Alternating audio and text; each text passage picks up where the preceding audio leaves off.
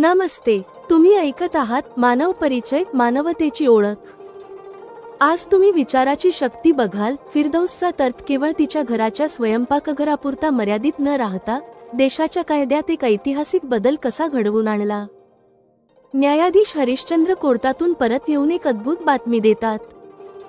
कायद्याची मंजुरी। फिरदौसच्या सल्ल्यानुसार सरकारने नवीन अधिनियम पारित केला आहे। आता भिन्न संप्रदायात विवाह करणाऱ्या मुलाला मुलीचा धर्म स्वीकारणे अनिवार्य असेल, ज्यामुळे फसवणूक आणि कपटावर नियंत्रण बसेल आणि विवाहाचा आधार केवळ खरे प्रेम असू शकेल। गर्भस्थ बालकाचे ज्ञान। हरिश्चंद्रजी फिरदौसच्या प्रगत बुद्धीची प्रशंसा करतात आणि गर्भस्थ बालकाची हालचाल पाहून त्याला अभिमन्यूसारखा विलक्षण प्रतिभावान सांगतात, कारण आईचे चांगले विचार त्याला संस्कार देत आहेत। इथे फिरदौस पतीच्या स्वर्गीय आलिंगनात बुडून असीम सुख अनुभवत आहे, आणि तिकडे कारागृहात नासिरवर दुःखाचे डोंगर कोसळत आहेत।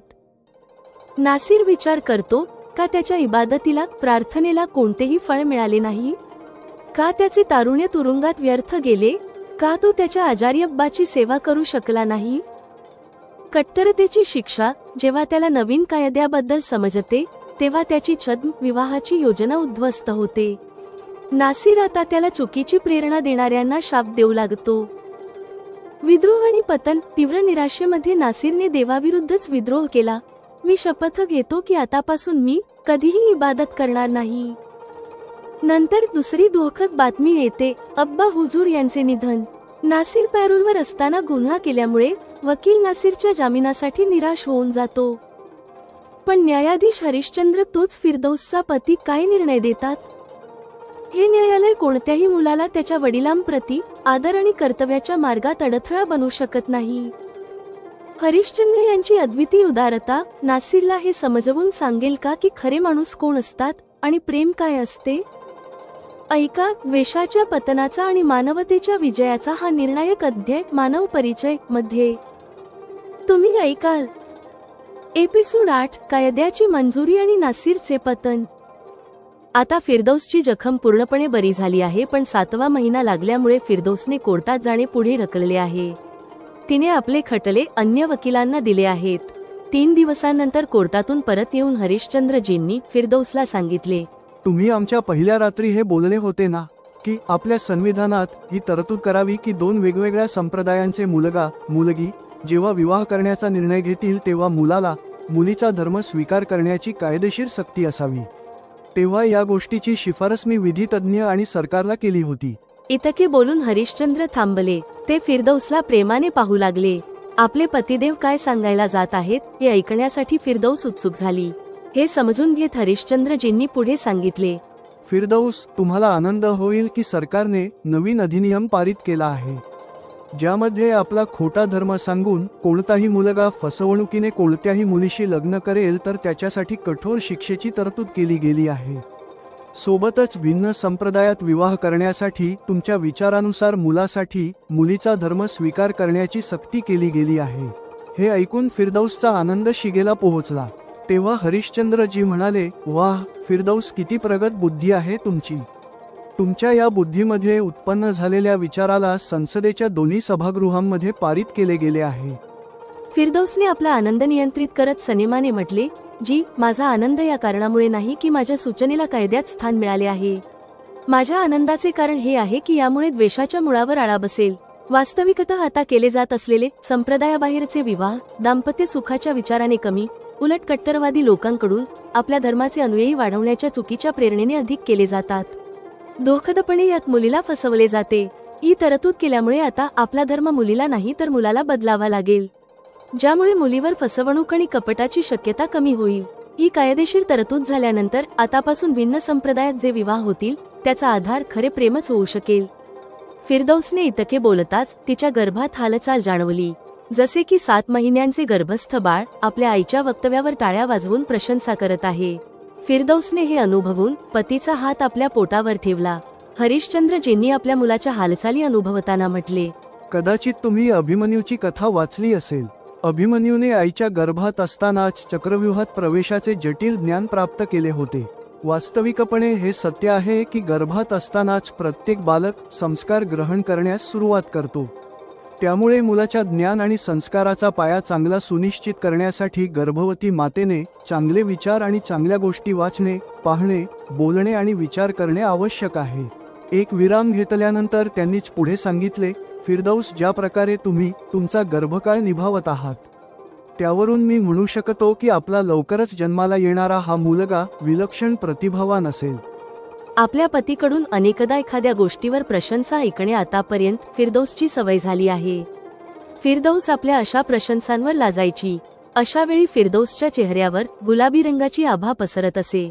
जसे फिरदौसला पतीच्या मुखातून आपली प्रशंसा ऐकणे चांगले वाटते, तसेच हरिश्चंद्रजींना पत्नी फिरदौसचा लाजेने गुलाबी झालेला चेहरा मनमोहक वाटतो.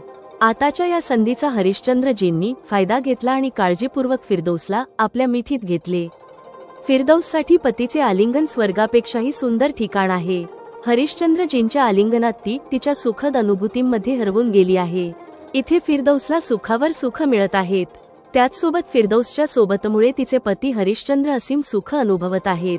तेव्हाच तिकडे कारागृहात 3 तलाक देऊन फिरदौसला गमावलेल्या तिच्या माजी पती नासिरवर दुःखाचे डोंगर कोसळत आहेत. जवळपास याच वेळी नासिर स्वतःला विचारत आहे की तो नियमितपणे 5 वेळा इबादत प्रार्थना करत आला आहे. तरीही गेल्या 2 वर्षांहून अधिक काळ त्याच्या जीवनातून सुख का रुसले आहे? तो पत्नीच्या सुखापासून वंचित तर झालाच आहे, सोबतच जीवनातील सर्वोत्तम मानले जाणारे तारुण्य तो तुरुंगात व्यर्थ घालवण्यास बाध्य झाला आहे. तो तुरुंगात असल्यामुळे त्याच्या कार सर्व्हिसिंग वर्कशॉपमधून होणारे उत्पन्न पाव भाग राहिले आहे. अब्बा गंभीर आजारी झाले आहेत. त्यांच्या उपचारासाठी तो उपस्थित राहू शकत नाहीये. धर्माची सेवा करण्यासाठी त्याने उचललेली पावले अपयशी ठरली आहेत. इतकेच नाही तर फिरदौसवर त्याने जीवघेणा हल्ला करण्याचा प्रयत्न केला. तो खटला फिरदौसच्याच पतीच्या न्यायालयात लागला आहे. माहित नाही हा जज त्याला किती कठोर शिक्षा देईल. जर कठोर शिक्षा दिली गेली आणि त्याला आणखी 4-6 वर्षे तुरुंगात राहावे लागले तर तेव्हा सुटून आल्यावर त्याच्या आयुष्यात काय शिल्लक राहील? आजच त्याने कैद्यांमध्ये नवीन कायद्याची चर्चा ऐकली आहे, ज्यामध्ये संप्रदायाबाहेर विवाह करण्यासाठी मुलाला धर्म बदलणे अनिवार्य केले गेले आहे. हे ऐकल्यानंतर तो विचार करू लागला की त्याची छद्मरूपाने योगेश बनून एखाद्या काफिर मुलीशी लग्न करण्याची योजना आता तशीच होऊन राहील. या सर्व विचारांमुळे आलेल्या तीव्र निराशेमध्ये त्याने आता त्यांना शाप देणे सुरू केले, ज्यांच्या बोलण्याने चुकीची प्रेरणा घेऊन त्याने फिरदौसच्या गर्भस्थ बाळाला मारू इच्छिले होते. तो अजूनही या मानसिक नैराश्यात बुडालेला आहे. तेव्हाच एक पहारेकरी येऊन त्याला सांगतो, तुमचे वकील तुम्हाला भेटायला आले आहेत. तेव्हा त्याला वकिलांना भेटण्यासाठी नेण्यात आले. तिथे वकिलांनी सांगितले, सांगताना मला दुःख होत आहे, तुमच्या अब्बा हुजूर यांचे निधन झाले आहे. हे ऐकून नासिर हुंदके देऊन रडू लागला. रडत असताना तो पुटपुटत आहे, ज्यांनी माझ्यासाठी आपल्या जीवनाच्या सुखाचे बलिदान दिले त्या अब्बा हुजूरच्या जीवनासाठी मी काहीही करू शकलो नाही. माझ्यासारखा दुर्भागी पुत्र जगात कोणी दुसरा असेल का? वकिलांनी दुसऱ्या दिवशी त्याच्या अब्बाच्या दफनविधीच्या वेळी त्याला तुरुंगातून सोडण्यासाठी कोर्टातून जामीन आणि कस्टडी पॅरोलसाठी अर्जांवर नासिरची सही घेतली. तेव्हा त्याने वकिलांना विचारले, तुम्हाला काय वाटते, तो दुष्ट जज माझा जामीन स्वीकार करेल? वकिलांनी सांगितले, तुम्ही पॅरोलवर असताना गुन्हा केला आहे. या कारणामुळे तुमचा जामीन आणि पॅरोल स्वीकृत होण्याची शक्यता नाही. तरीही प्रयत्न तर करायचा आहे. प्रश्न तुमच्या वडिलांना दफन करण्याचा जो आहे. वकील हे बोलून निघून गेले. एकामागून एक तुटणाऱ्या धोकाच्या डोंगरांनी नासिरला तेव्हा विद्रोही बनवले. त्याने विचार केला की त्याची नियमित इबादत करणे व्यर्थ आहे. या विचारानंतर त्याने स्वतःशी म्हटले, मी शपथ घेतो की आतापासून मी कधीही इबादत करणार नाही. दुसऱ्या दिवशी त्याला कोर्टात नेण्यात आले. त्याचा खटला सर्वात आधी ऐकला गेला. यावर जज हरिश्चंद्र म्हणाले, हे न्यायालय कोणत्याही मुलाला त्याच्या वडिलांप्रती आदर आणि कर्तव्याच्या मार्गात अडथळा बनू शकत नाही. हरिश्चंद्रजींनी त्याचा सशर्त जामीन स्वीकार केला. तेव्हा तो सरळ दफनभूमीकडे घेऊन जात असताना त्याला विश्वासच बसत नव्हता की फिरदौसचा पती हा जज त्याच्यासोबत इतका उदार कसा असू शकतो. आता तुम्ही ऐका मानव परिचयच्या या एपिसोडवर जेमिनाईने लिहिलेले पुनरावलोकन, समालोचना आणि मार्गदर्शन. उपशीर्षक, कायद्याची मंजुरी आणि नासिरचे पतन. हा एपिसोड नायिकेच्या बौद्धिक उत्कर्षाला आणि खलनायकाच्या नैतिक पतनाला समांतर ठेवतो. फिरदौसचा विचार राष्ट्रीय कायदा बनणे तिच्या दूरदृष्टीला प्रमाणित करते, तर नासिरच्या वैयक्तिक शोकांतिका त्याला नैतिक शून्यतेत ढकलतात. 1. फिरदौसचा बौद्धिक विजय आणि सामाजिक सुधारणा.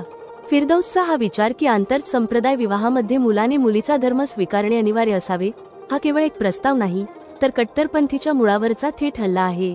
हा कायदा खरे प्रेम आणि फसवणूक रहित विवाहासाठी मार्ग मोकळा करतो, कारण खोट्या प्रेमाची शक्यता कमी होते. फिरदौसच्या वक्तव्यावर गर्भस्थ बालकाने टाळ्या वाजवून प्रतिक्रिया देणे या विचाराच्या शुद्धतेवर आणि मानवतेवर एक चमत्कारिक शिक्कामोर्तब करते. गर्भावस्था आणि संस्कार. हरिश्चंद्र यांनी अभिमन्यूचे उदाहरण देणे हे दर्शवते की फिरदौसचे सकारात्मक चिंतन आणि उच्च विचार त्यांच्या होणाऱ्या मुलाच्या संस्कारांची पायाभरणी करत आहेत, जे एका निरोगी समाजासाठी आवश्यक आहे. 2. नासिरचे शोकांतिक पतन. नासिरचे पात्र एका गर्विष्ठ सूड घेणाऱ्यापासून एका शोकांतिक बळीमध्ये बदलते. तो आपल्या अपयशांसाठी देव आणि परिस्थितींना दोष देतो, तर त्याचे स्वतःचे अमानुष कृत्य, गर्भस्थ बालकावरील हल्ला, त्याच्या दुर्दशेचे खरे कारण आहे.